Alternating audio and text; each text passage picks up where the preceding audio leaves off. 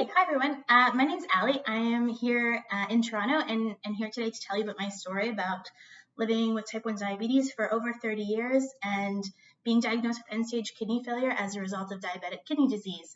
So, my story starts quite a while ago.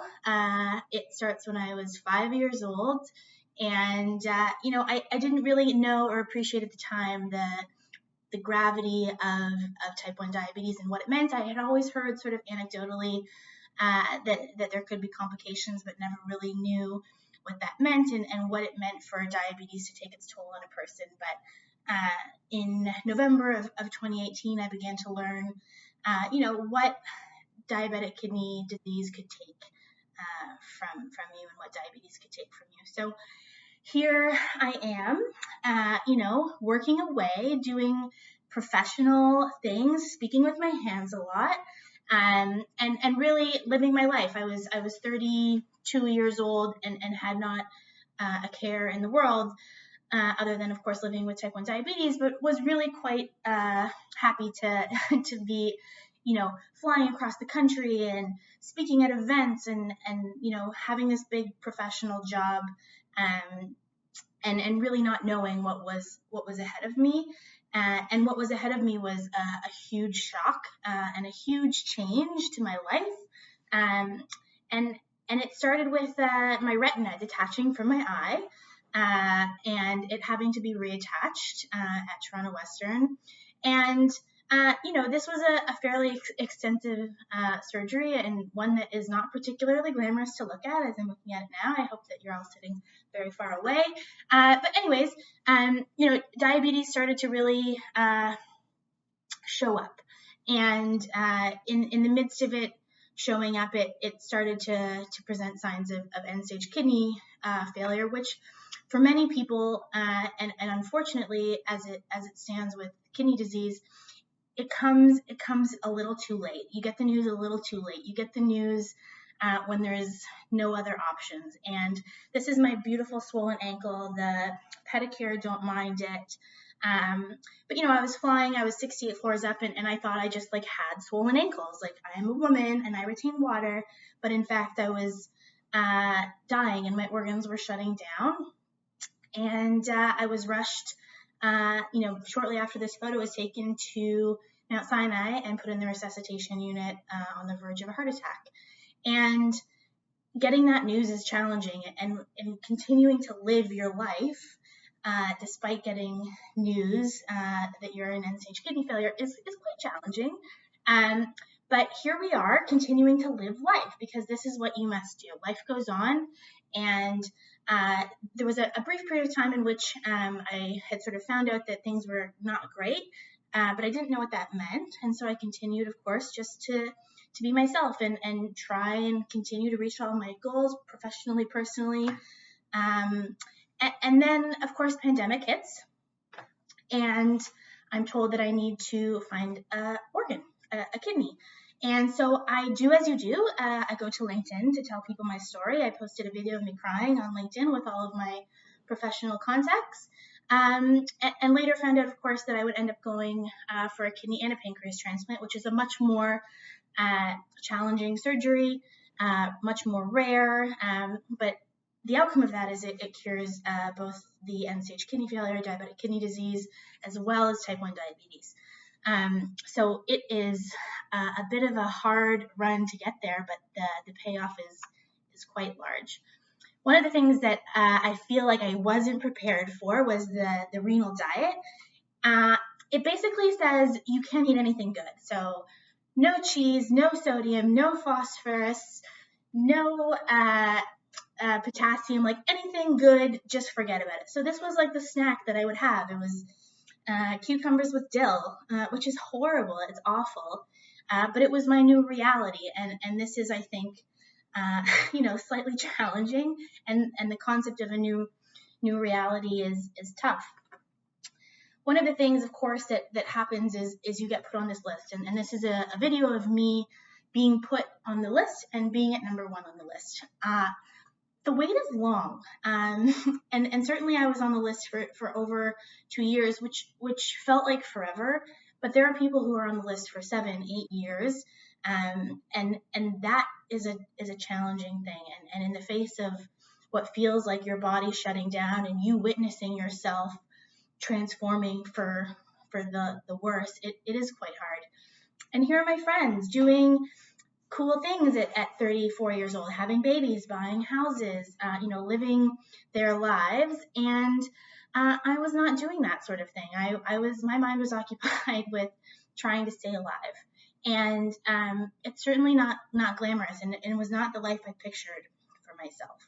And I think mentally that's a bit challenging to overcome, is what you imagine and what your new reality is. And my new reality happened to be, basically feeling like I was, 90 years old, and I was put on dialysis. This is Betsy, my port that kept me alive, who I love and adore, and I still have a scar, but she was my lifeline for 3 months. And being on dialysis was not what my friends were doing.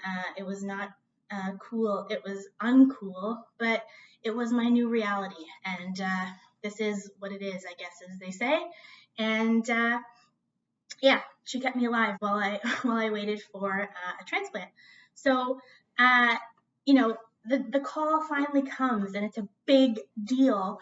But it was a pandemic, and again, there was an outbreak on the floor. So all of these things happened, virtually. This is my dad crying right before I was about to go into surgery. And, you're in surgery for 8 hours. And I would love to tell you that there's some big romantic, famous last words just in case something went wrong, but nothing went wrong, which is great. I don't know, my famous last words were nothing special, other than maybe I like to talk with my hands. But within that, I was in surgery for just over 8 hours. I received my organs from a deceased donor, so a kidney and a pancreas from a young man who I'll never have the chance to meet, but have said thank you to his family profusely. And speaking of people I say thank you to, is this community of people who, when I was down and out, just lifted me up and sent me messages of hope and sent me messages of checking in. And it's such a little act to ask how someone is doing or send a heart, but it changed my life amongst sort of the transplant itself. And this is a photo of me looking alive. How exciting. I was in the hospital for 6 days, come out, I start to look alive almost immediately, which is kind of crazy. It's remarkable just how quickly your life can change almost in an instant. And this is what a normal 34-year-old should look like. No swollen ankles, not having to worry about cucumber and dill, but it's a new routine. And so the new routine, it doesn't stop, it doesn't end. It's, there's a lot of blood work, there's a lot of management of some of the complications that may arise, but certainly it's a new kind of normal, and I'm cured now of end-stage kidney failure. There's no more need for dialysis, and I'm cured of type 1 diabetes. So, who knew that was possible?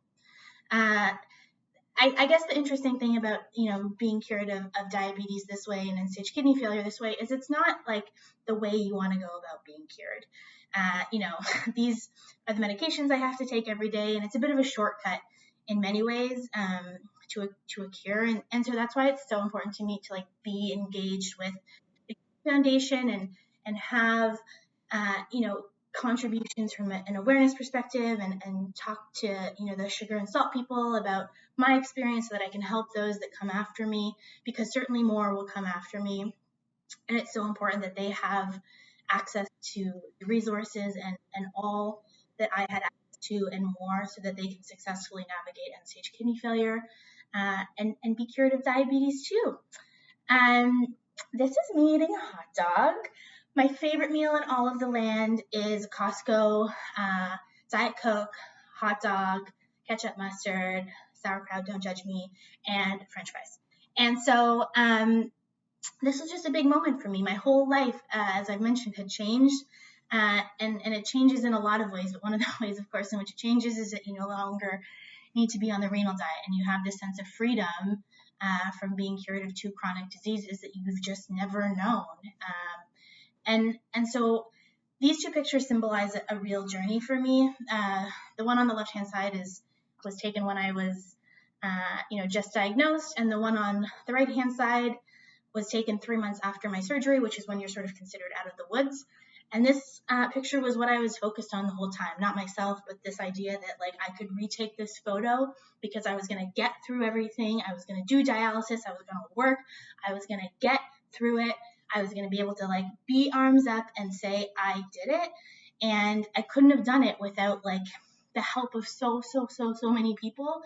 And this idea, of course, that like life is this big grand journey up to the top, and there's some inspirational quote and lights are flashing. It's like, it's not like that. It's not like that at all. It is a challenging ride up, and it's a long walk. There's holes, you fall down, there's leaves, you slip and fall, you hit your head on the rock, you get bandaged, you keep trying to, go up to the top. And certainly when it comes to end-stage kidney failure and diabetic kidney disease, it's likely that I will need another kidney transplant 10, 15 years from now. So it's a journey up, it's a journey down, and along the way, there are all of these people who have helped me get to where I am and be the person I am. And without them, I would not be possible. I would not be who I am. And so those people all hold superhero status in my world, whether it's my doctors, my nurses, my transplant coordinators, the Kidney Foundation, people who have just exercised kindness. Those people are superheroes. So thank you for listening to my talk, and have a great day.